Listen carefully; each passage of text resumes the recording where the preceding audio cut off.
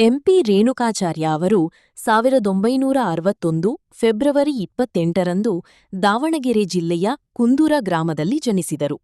ಸರಳ ಗ್ರಾಮೀಣ ಕುಟುಂಬದಲ್ಲಿ ಹುಟ್ಟಿದ ಅವರು ಬಾಲ್ಯದಿಂದಲೇ ಸಮಾಜ ಸೇವೆಯ ಮೇಲೆ ಆಸಕ್ತಿ ಬೆಳೆಸಿಕೊಂಡರು. ಶಿಕ್ಷಣ ಪೂರ್ಣಗೊಳಿಸಿದ ಬಳಿಕ ಜನರ ಸಮಸ್ಯೆಗಳನ್ನು ಪರಿಹರಿಸುವ ಉದ್ದೇಶದಿಂದ ರಾಜಕೀಯಕ್ಕೆ ಪ್ರವೇಶಿಸಿದರು.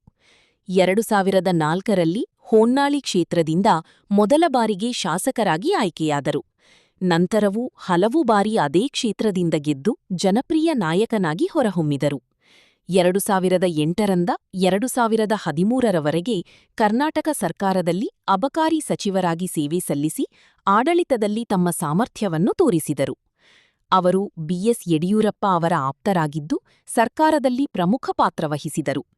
2019ರಿಂದ ಮುಖ್ಯಮಂತ್ರಿಗಳ ರಾಜಕೀಯ ಕಾರ್ಯದರ್ಶಿಯಾಗಿ ಕೆಲಸ ಮಾಡಿ ಆಡಳಿತದಲ್ಲಿ ತಮ್ಮ ಪ್ರಭಾವವನ್ನು ವಿಸ್ತರಿಸಿದರು. ನಂತರ ಬಸವರಾಜ ಬೊಮ್ಮಾಯಿ ಅವರ ಅವಧಿಯಲ್ಲೂ ಸೇವೆ ಮುಂದುವರಿಸಿದರು.